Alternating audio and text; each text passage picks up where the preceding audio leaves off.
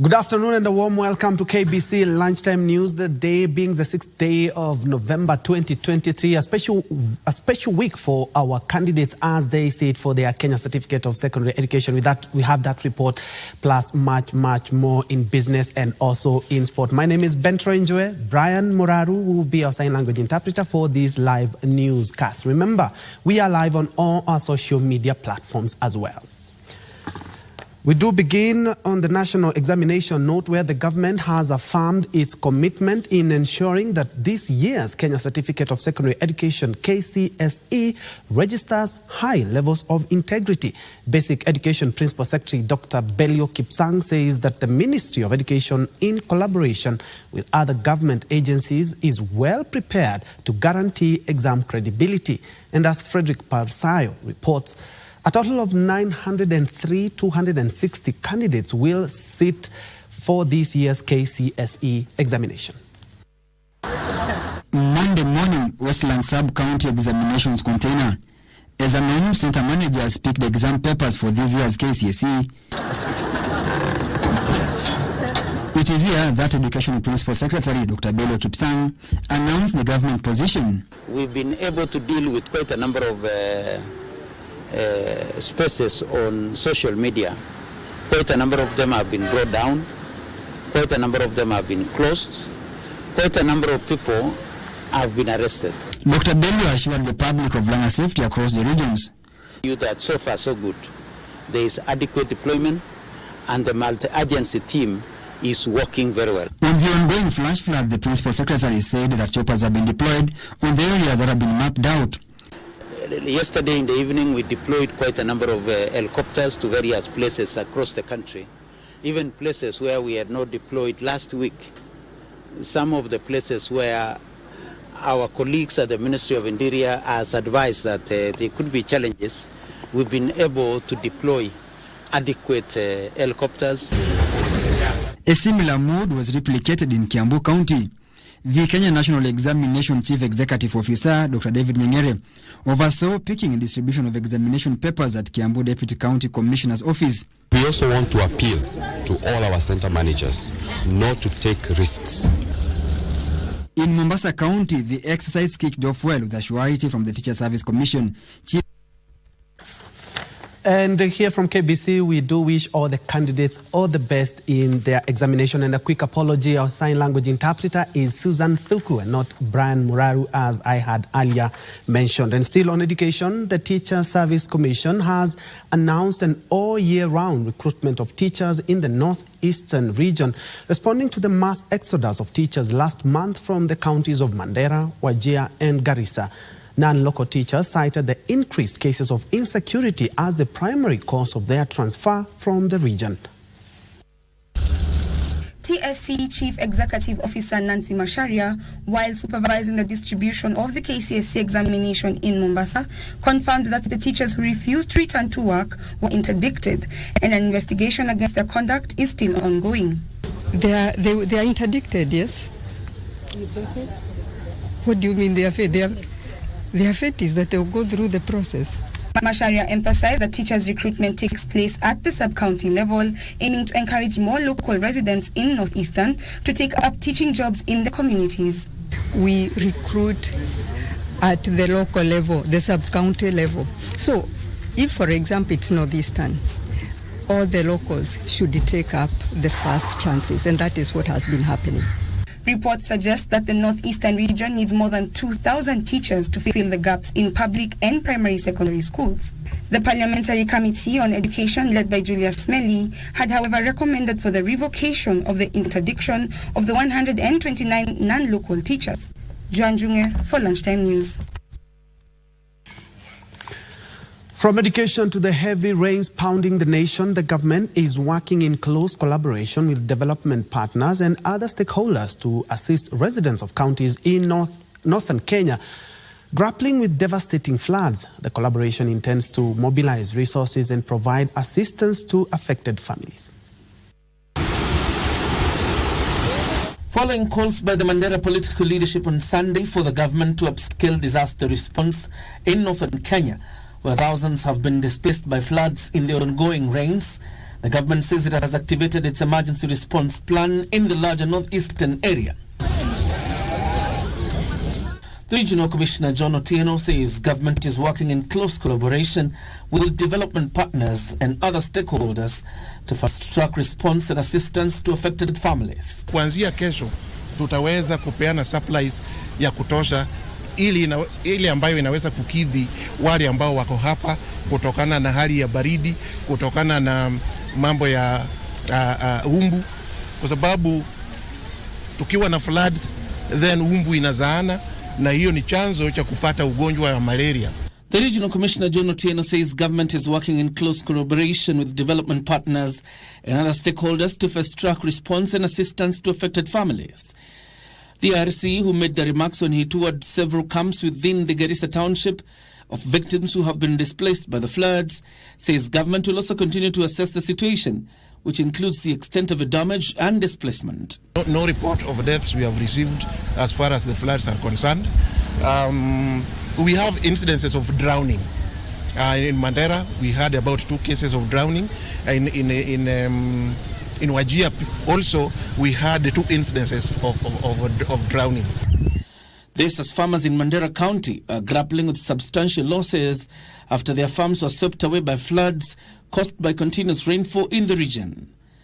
Farmers in Mandera East, particularly in Border Point 1 scheme, are the hardest hit, losing over 35 hectares of farmland. Iko watermelon, iko kitungu, iko mahindi, iko spinach, iko bilibili, iko maharawe, iko vitu mingi.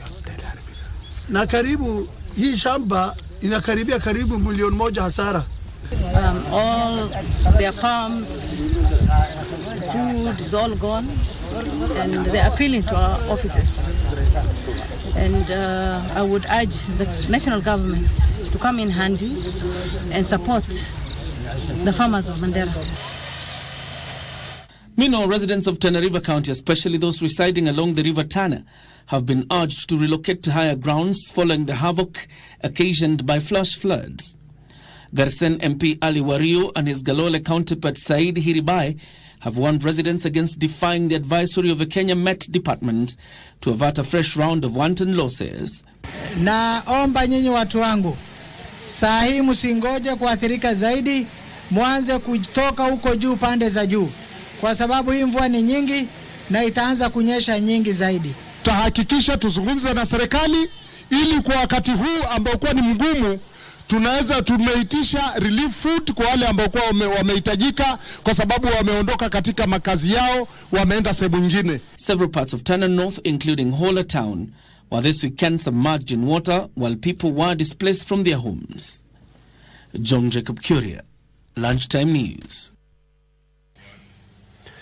And away from the heavy rains, let's now cross over to the Bomas of Kenya, where the bipartisan talks have been ongoing. And currently speaking is the CS for Treasury, Njuguna Ndungu. Let's first of all listen in.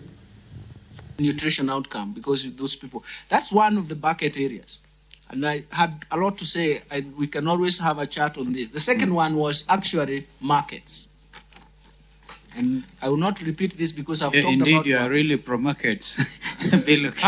Your Excellency, my point is very simple. Yes. We have to develop the markets. That's okay. We have to protect those markets.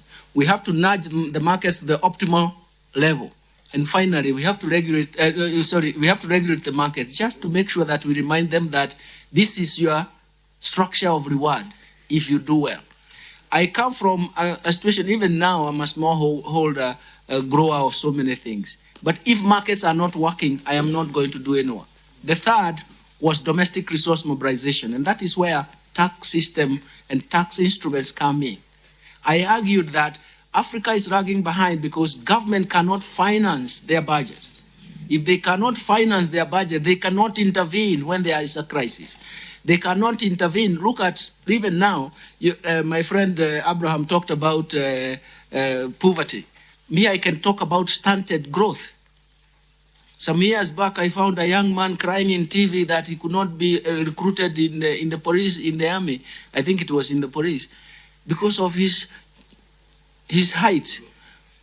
That's a signal from stunted growth. look at it this way. We have, and also that is, you cannot even look, if you look at the IQ system, you find it is going to be challenged. Finally, digital evolution. The fourth industrial revolution is going to be driven by the digital space.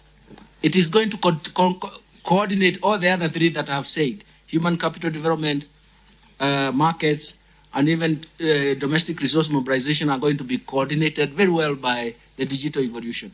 Those are the four areas that I thought the intervention would be very, very important. We thank you all. Before Kimani asks you some questions, because I understand he has to leave, but we really must thank all of you presenters, and please bear with us because we have listened, and it's so beautiful listening, really listening. So, Prof, I last listened to you when I was Vice President, listened to you. I've listened again. But we'll give the first priority to Kimani, the co-chair, since he must do something. And we'll ask, I certainly have about a set of 4 questions, because I can tell you the Kenyans have been waiting for this sitting with almost bated breath. So, Kimani. Thank you. Co-chair, with your permission. Co-chair, sorry. Yes. I thought there is unfinished business. He was to comment on the issues that were raised by Bill Okero. He did. I think he did. He has touched on some, and some you can comment as you answer questions, just so that we don't make the engagement too long. I'm certain Davis is still eager, together with Hinga, to go for the parliamentary business they want to go for. CS, thank you. Like His Excellency, I first listened to you in a classroom, and I'm glad that I'm still listening to you in another class of economics. And you taught Kimani some economics. Yes, His Excellency did appreciate 2 weeks ago that I have a good appreciation of economics and numbers, and I told him courtesy of Professor Ndungu was my teacher. And Abraham probably was my classmate, and I appreciate also his input. But maybe if I start off with Abraham, before I go to Abraham, I've just seen something in the media, and maybe CS Davis Chirchir, you could clarify, from Citizen TV, saying that prices of super petrol likely to rise to 300 shillings in the coming IPRA fuel price review if the war between Israel and Hamas continues. Energy CS Davis Chirchir. I just want you to clarify whether you have said that in this meeting, because I was seated here. I do not remember hearing you say that IPRA is reviewing fuel prices to 300 shillings. And also to caution those of us who are here in the Fourth Estate, we are here engaging in a very delicate matter that Kenyans have been very keen on. It is imperative that you report the engagements out of this dialogue process accurately, without sensationalizing news, and in a very responsible manner. So, CS, I'll leave you to clarify whether you indeed say that in this meeting.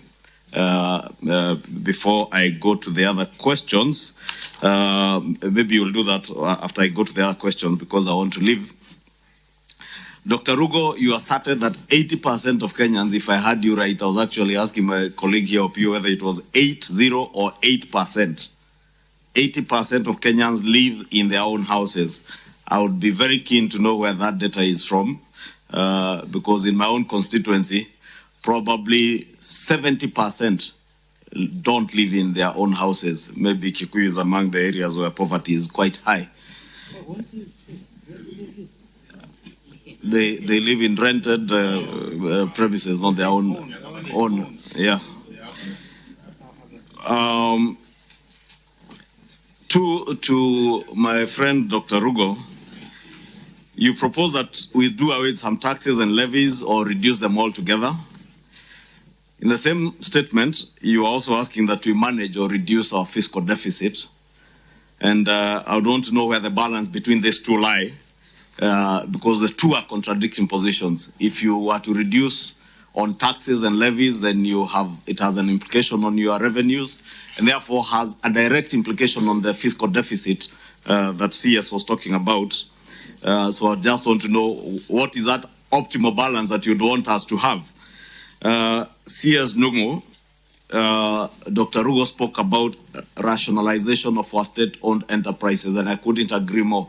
There's a lot of duplication in our state-owned enterprises, huge government resources going into state-owned enterprises. I would want to know whether the National Treasury and government has a program on a review of the state-owned enterprises, because these are some of the quick win areas that would have to rationalize those state-owned enterprises and save on the huge expenditure going into those state-owned enterprises.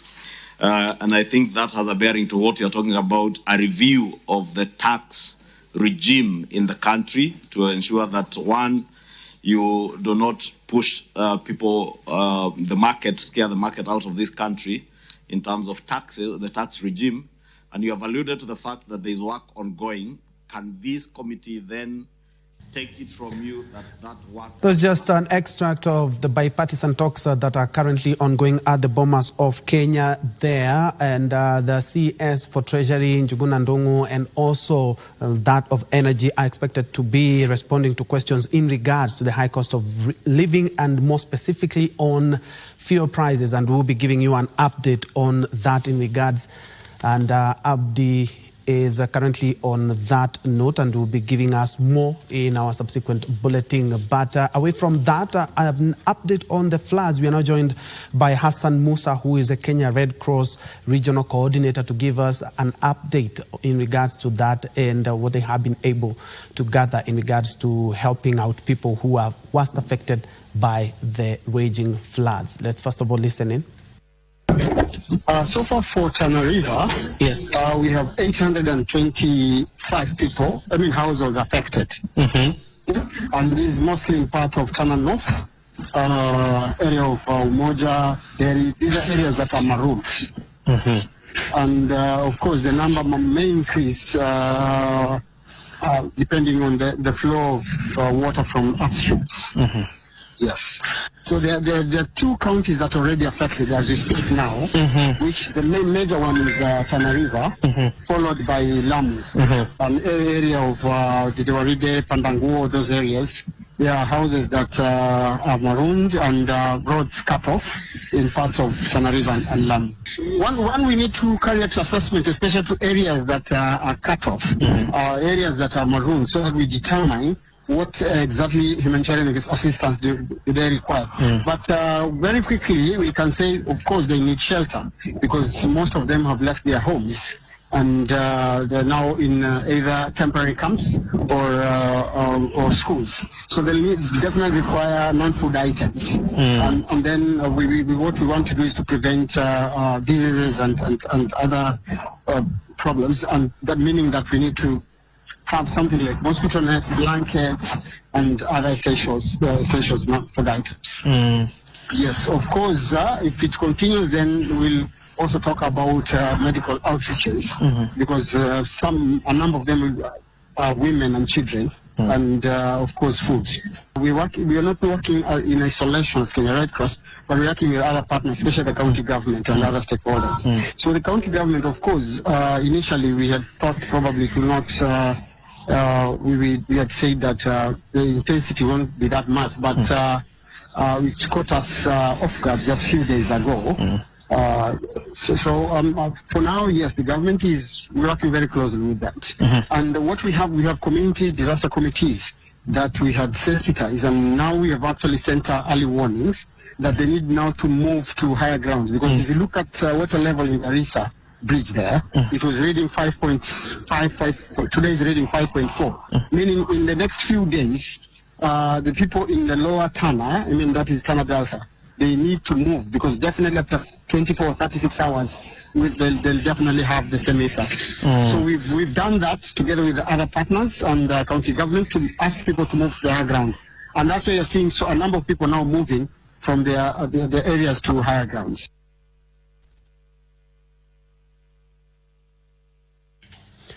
That has been Musa Hassan, who is the Coast Regional Coordinator for the Kenya Red Cross there, being engaged by my colleague JJ Kioria in regards to the raging floods. at the coast, and been able to pick up a number of items that 825 houses have been affected, or homes have been affected in Tana River, and they have asked residents there to move to higher grounds, especially those living around the Tana Delta, so as to avert more damage. They are working closely with the government and other stakeholders to ensure that residents there get the necessary goods and equipment, and also that they get food more specifically, and also helping them to move to higher grounds. We'll be keeping our keen eye on that report in our subsequent bulletin. But moving on, President William Ruto has underscored the need for enhanced training and capacity building for peacekeepers in the region. The head of state has further reaffirmed Kenya's quest to remain a hub for regional and international peacekeepers. As Joseph Wahungu reports, President William Ruto has also reiterated the country's commitment to spearheading peacekeeping missions in Haiti and across the world. Take a look. As we continue to contribute troops and resources to peace missions, we are continuously refining our strategies, adapting new technologies and techniques, and honing the skills of our peacekeepers.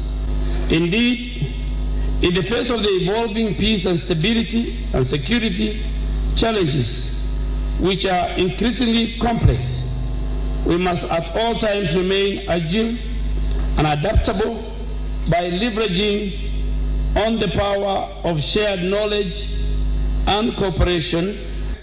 To appreciate our peace and security challenges, we must account for immense complexity, emerging multipolarity, and relentless dynamism of the threat environment in which a broad spectrum of actors and strategic motivations are always at play in perpetually mutating conflict scenarios. Third, effective peace support depends on a sound understanding of the mandates, operating environment, and strategic imperatives.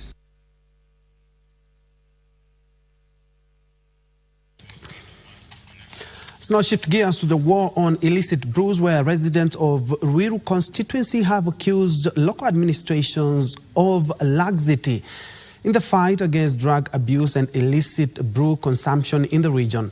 Led by the county women member of parliament, Faith Gitau, they have called on the county government of Nyandarua to be responsible and work on eradicating the menace once and for all, noting that it is robbing the county and country as a whole generation of young people. Ni mambo ya bill ambayo iko kwa county imechukua muda mrefu sana, so tungeomba hiyo bill ya pombe actually ikue speed up so that to deal na hiyo issue ya pombe na wananchi wa Mukindu na Nyandarua kwa ujumla na Kenya nzima actually. Tafadhalini wakuje watuondolee hiyo pombe, imemaliza wa vijana. Sasa shule imefungwa, kila kijana anataka kuona venye baba yake anakuaga. Sasa anaenda kukunywa hapo. Sasa hiyo ni kuharibu dunia. Na zile clubs zile ziko within hapa Mokendo lazima zifungwe na sense all clubs, kwa sababu we only need one bar. Lakini sasa vile tunaangalia bars ni nyingi kushinda hata restaurants. Hii maneno ya kupatia bars licenses ndio watoto wetu wauawe na hii pombe, kwa sababu tunajua hii pombe ambayo inakuja hapa sio pombe halali, ni pombe ile tu mtu akiguza kidogo hivi anakufa.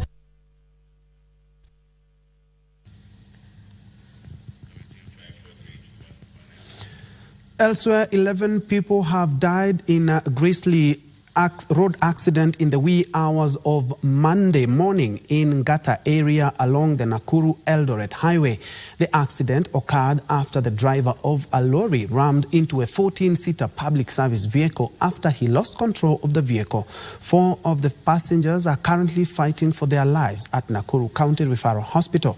The driver of the lorry, registration number KBC 753Y, is a fugitive of the law after he fled the accident scene.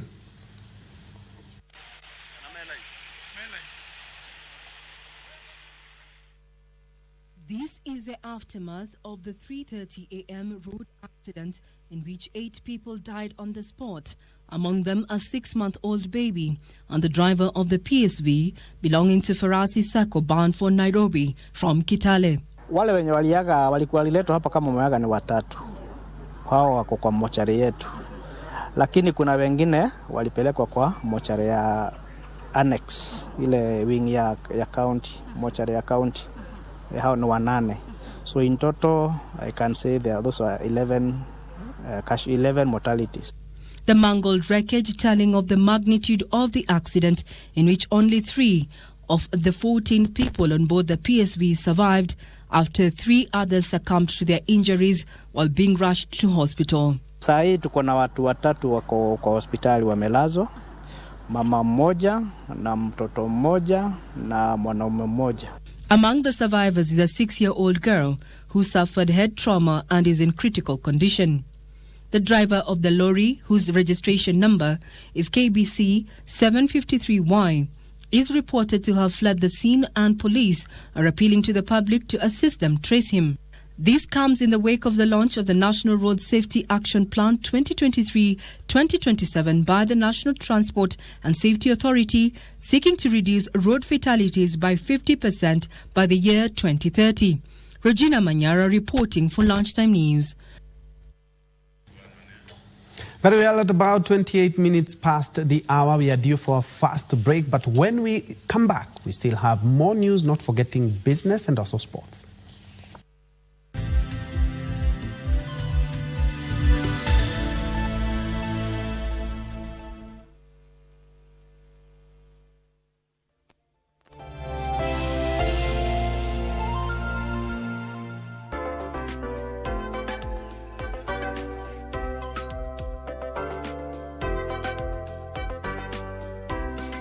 Omondi, umekusha mapema. Nakwambia, siku hizi barabara ni nywe.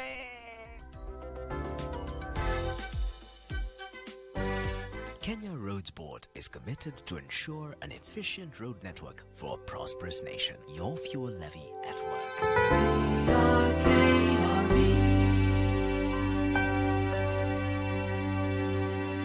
Nitakupa ya kukata na shoka. Kukata na shoka. I'm jealous of the lane. Kwa sababu mimi nikunywa nywele. We na deal with no blue and black. We na come and kwende. Hata tunafaa tushikane tungetua colonize pia hao wasikie vile tulisikia. So to colonize. Scramble and partition for Europe. You want now to get into? Yeah, you want. Mimi naweza kubali. When you go how old? Kwani uko how old? Bado una date? Mimi? Unapangaje? Hapana, mimi sipangi. Unapangaje? Mimi na wewe baada hata mbele ya kamera hapa. You can come up with something. Swali yangu ni anarudi home saa ngapi? Unarudi home kudu? Home unarudi saa. Naweza kuita malines ndio nikisema mbena wa malines. Napenda vile kaunipeleka napenda vile kaunitatiza. Every Monday from 8 p.m. to 9 p.m. Catch the Chipukizi Show live on KBC Channel 1.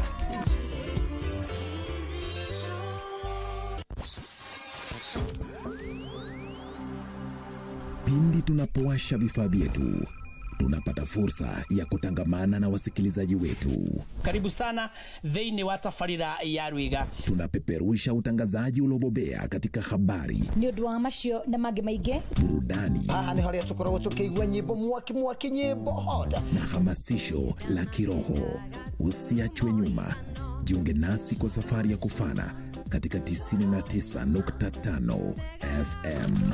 Shoro FM.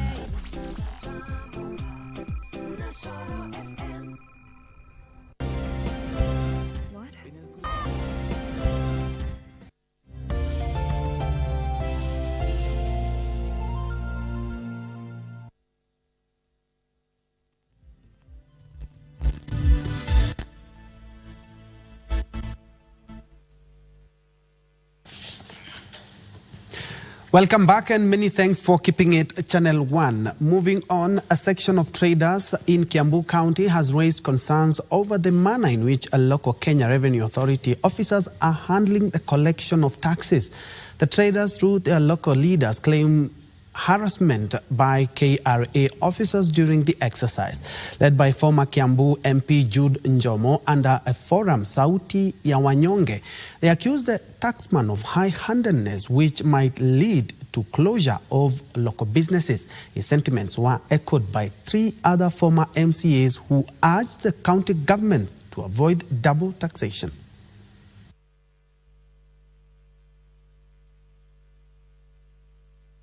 Tungependa on behalf ya watu ambao walikuwa wametuita siku ya leo, tupewe fursa, tupewe nafasi, tulipe ushuru kwa taratibu ambayo ina utu, ambao haina hiyo mambo ya kukandamizwa, ambao haina mambo ya threat, kwa sababu hatuja kataa kulipa ushuru. Tumekusanyika leo hapa Kiambu, tumeitwa na watu wa hapa na wanaongea kwa sauti moja, wakisema hakuna sauti inayowatetea katika serikali iliyoko saa hii. Wale watu waliowachagua hawawatetei. Na unajua kodi mingi, actually the bigger percent of taxes come from Mount Kenya region, including Nairobi. And you know Nairobi ni mahali ya watu wa Mount Kenya kufanya biashara.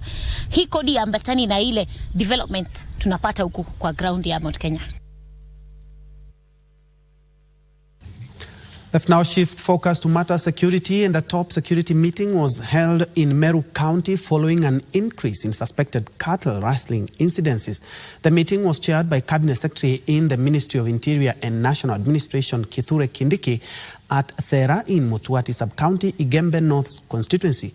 Kindiki arrived in Meru Monday morning to assess the security situation following reports of repeated livestock theft by armed criminals. He chaired the strategy meeting attended by Eastern Regional Security heads led by Regional Commissioner Paul Rotich, Meru County and Mutuati Sub-County Security and Intelligence Committees.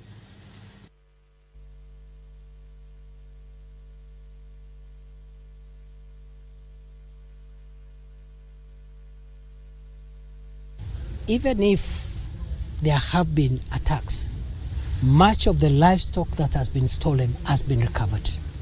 We have a few that is still outstanding, including the latest attack which took place 3 days ago. The livestock that was stolen has not been recovered because of the weather and other complications that made it difficult for the officers that were tracking that livestock to succeed. But we are still looking for them because this weather has affected everybody, including bandits. So we are going to find them one way or the other. So I want to commend our officers for the sacrifices that they continue to make on behalf of our country.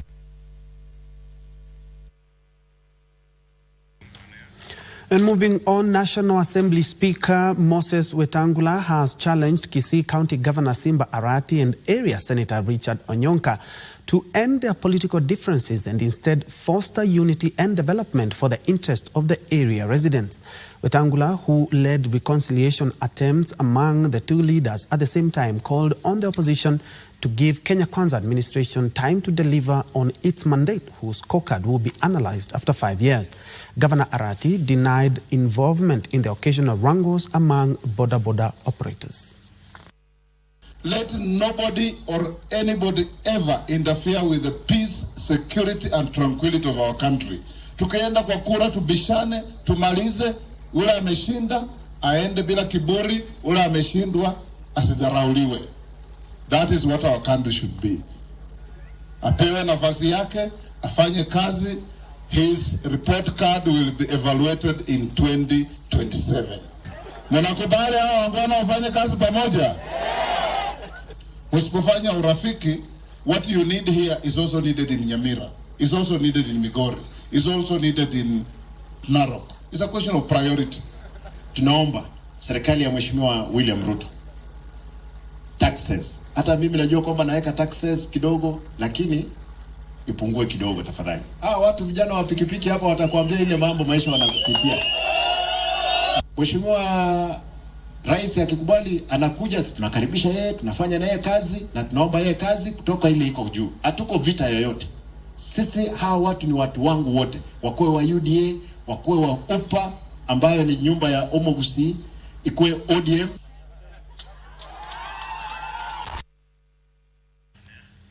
To an interesting one now. The rise of acrobatic performances is now gaining traction in Kenya, with a number of youths using their skills to earn a living and contributing to the faster growth of the creative industry in the country. The Sarakasi acrobats, comprising of youths from slums and less fortunate backgrounds, have dedicated their time to this art as a full-time employment. The group has performed in various national celebrations, including the recent Mashujaa Day in Kericho County. Director DJ Kase, during a Halloween edition hosted at the Sarakasi Dome in Garo, Nairobi, said that the mission is to try and save many young adults from drug and substance abuse.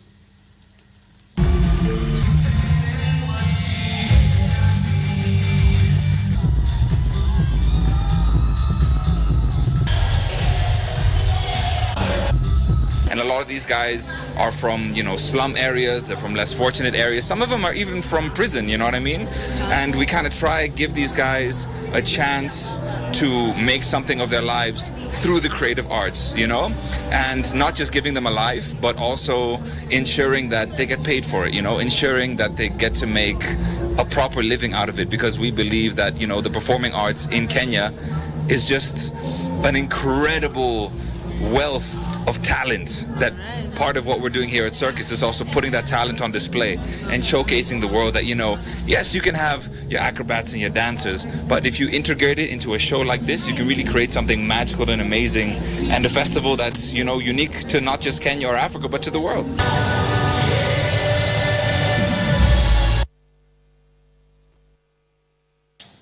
Pure talent. Elsewhere, elders drawn from Kalenjin, Luo and Kisii communities have resolved to work together in ensuring that their people live in peace following increased cases of border clashes by the youth. Konoyon MP Brighton Yegon urged the national government to consider funding the activities of the Council of Elders. Speaking at Kapkatet Stadium during the installation of elders, they promised to curb cases of bloodshed in their borders by engaging to the youth and urged political leaders to take part in maintaining peace. Ambacho nimefurahia ni vile mmesema ya kwamba sisi ni kitu moja. Ngawa lugha kidogo ni tofauti, sisi ni binadamu, sisi ni wana Kenya, sisi ni watoto wa Mungu. Na lazima tudumisha amani. Nia yetu ni kuona ya kwamba tuko na amani thabiti kwa borders yetu. Na hiyo ni lazima. We've been having very active Council of Elders. Kutoka tunasikianga Turunjeke, tunasikianga hii ya Luo Council of Elders na wengine. We need such vibrancy. In this country does not have a kitty that is maintaining them. And I've seen proposals of creating legislation so that they can actually have, like the one that we are pursuing for village managers.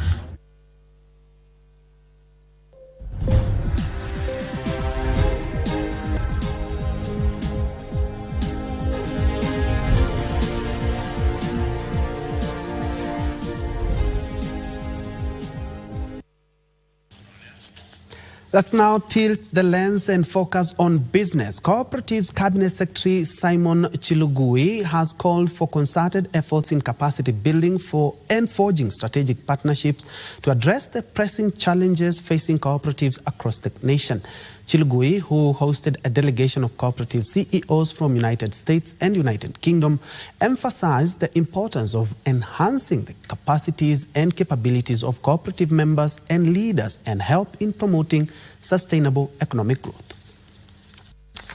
Cooperatives have long been a crucial part of the country's economic landscape, promoting collective ownership and sustainable economic growth. As of June 2020, there were over 25,000 registered cooperatives, representing over 14 million members and mobilizing savings of over 7.8 billion Kenyan shillings. 63% of Kenyans were reported to derive livelihood directly or indirectly from cooperatives.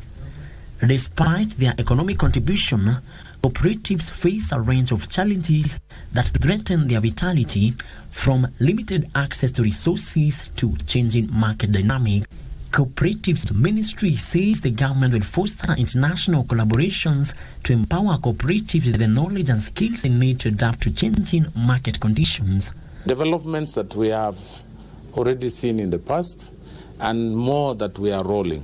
We are happy that the Central Liquidity Facility is now before Cabinet, and the Deposit Protection Fund, which again will assure our members of the safety of their money and assure the country that a shilling in a SACCO is as safe as a shilling in a bank. And again, Minister, bottom up. It works every time. Go to the people, support the people, help the people on their journey, and the people will build the country. Chelugui says government will leverage resources and expertise to drive growth and sustainability within the sector.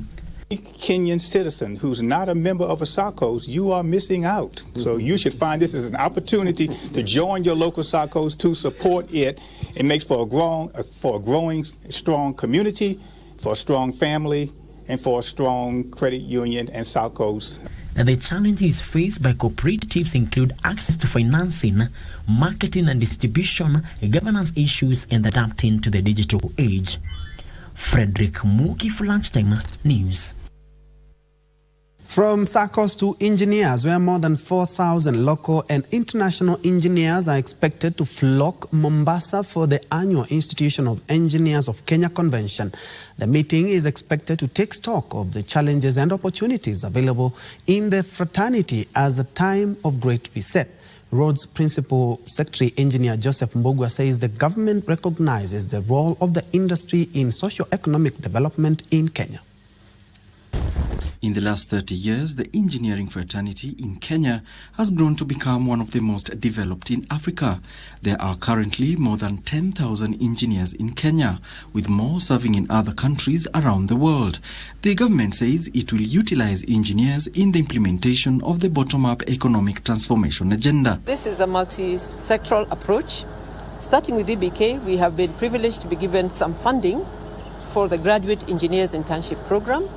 This, we are only able to absorb about 120 engineers straight from the university. But we are fortunate, there are many employers of engineers. Speaking during the launch of the 30th Institution of Engineers of Kenya, IEK International Convention, Roads Principal Secretary Engineer Joseph Mbogwa has urged the engineering fraternity to weed out rogue players that are tarnishing the name of the sector. We are ensuring that our professionals are key in implementing some of the agenda. We also have the food security, and our engineers in the water sector are working around the clock. During the convention, the World Council of Civil Engineering will also celebrate its 18th General Assembly. For all stakeholders this time, and we want to speak to the Wanjiko. The engineer in this country is available to provide solutions. And this convention, the 30th IEK International Convention, is going to provide that platform. Mbogwa says the better projects are designed to address current challenges facing the country's economy. When you talk about the affordable housing, even if you do very nice houses in one area, you also need accessibility to some of those. You also need quality works to be done in the building sector so that the president's agenda of affordable houses are done. Alan Oko, Lunchtime News.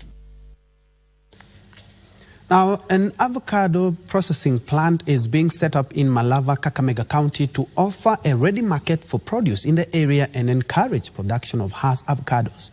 The processor being set up by KBC Village Produce is expected to offer area farmers an avenue to diversify and secure a new income-generating option.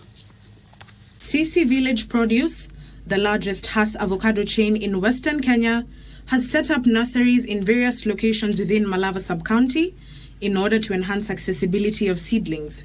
We want to create a sigh of relief for these farmers so that at least there's some hope they can bring here, they can earn some money. So that is exactly our vision and mission. Once complete, the processor will be used as a sorting center for avocado received from farmers. The purpose for the represent is to do value addition. That's the purpose, value addition. And we will be going for those fruits that may not be meeting the export quality. Avocados that do not meet the export standards will then be used at the processing plant to produce different avocado products, including avocado oil, that will be used in other industries such as pharmaceuticals and culinary areas. Those who will not meet the export quality, okay, they will be brought here and we'll do the value addition and get some other products out of that, okay? We are going to encourage people of Malava, sub-county and the environs to grow avocado because the returns from avocado are very encouraging. To support the crop, Kakamega County government has invested 10 million shillings in avocado promotion and supporting farmers' access to clean planting materials. Nduta Mokami for Lunchtime News. Now, farmers in Turkana County have been trained on the dairy farming of the high-yielding Toggenburg dairy goat. The training conducted by the county government was in collaboration with VSF Germany. The Toggenburg is a dairy goat that has gained popularity worldwide because of their distinct appearance and high milk production. Toggenburg goat farming presents an opportunity for farmers seeking sustainable income through dairy production. According to Turkana County Agricultural Officer Peter Eregi, the farmers have embraced the training. Food security inasaidia sana ili chakula iwe kwa boma. Through kutoa mboga mingi kwenye shamba inasaidia boma kupata lishe bora, na pia wakiuza tapata mama atakuwa na pesa mfukoni ili kununua kalamu, vitabu na chochote ambacho kinakosekana kwa boma. In an effort to boost these activities, the VSF organization from Germany has installed water tanks in the local area in West Turkana along with solar panels to ensure that farmers get enough water for irrigation and livestock, including home use. I was keen on their health, where I gave extension services on matters of health of the goats. I did advise them that they should also carry out some routine practices like deworming alongside good feeding and provide clean water for the goats so that they can get more milk for the household. Veterinarians have also been placed in the area to provide services to the dairy goats and ensure they get vaccinations and good nutrition to benefit the farmers. Edna Murungi for Lunchtime News.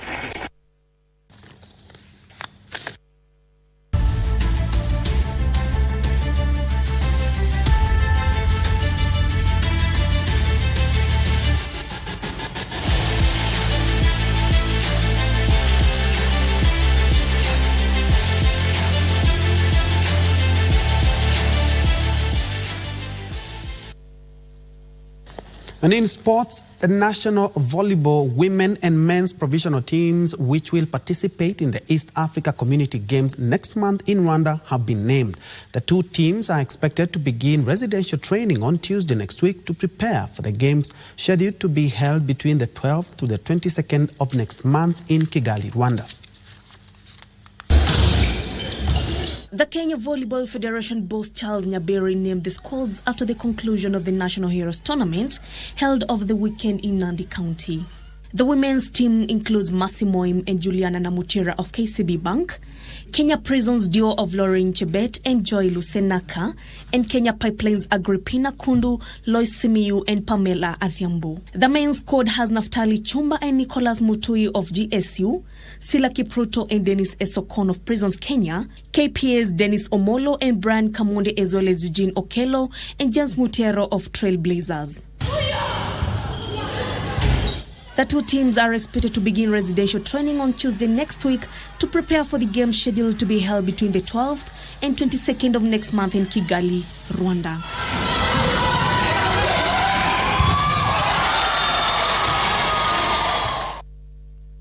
Now, 4 teams from Rift Valley have advanced to the finals of the ongoing Safaricom Chapadimba soccer tournament after emerging victorious in the inter-county playoffs held in Bomet and Nakuru counties. The teams include Rift Valley's Chapa Dimba defending champions Laser Hill Academy from Kajiado County, All Melil Girls Secondary School from Narok, Mwenge FC and Trinity Mission Girls from Nakuru County.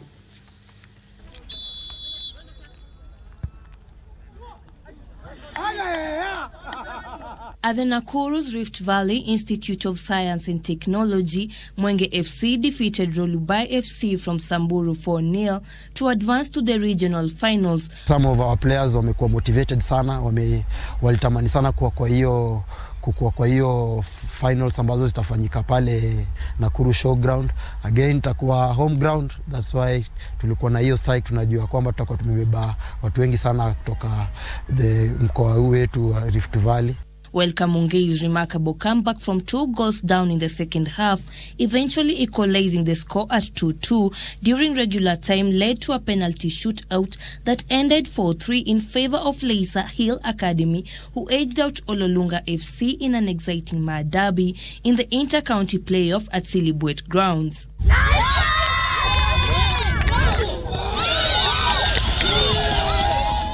In the girls' matches, the newly crowned Nakuru champions Trinity Mission Girls defeated Regis Queen from Nyandarua 2-1, earning a spot in the inter-county finals as Daisy Mora of Olmelil showcased a superb brace, leading her team to a 2-1 victory over Tembea FC from Kajiado and securing a place in the regional finals. As a coach, I'm going to work about the weakness of the team so that as we are going to approach the regional level, we go and fight, because at the end of the day, Magasa are ready, are well mentally prepared, physically prepared, and are ready to carry back the trophy at home.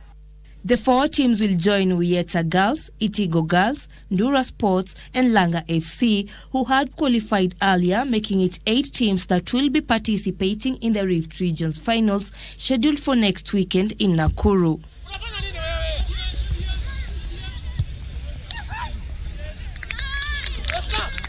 DP World, in partnership with the European Golf Tour, has donated over 24,000 golf balls to the Junior Golf Foundation Kenya in a bid to support the development of golf at the grassroots.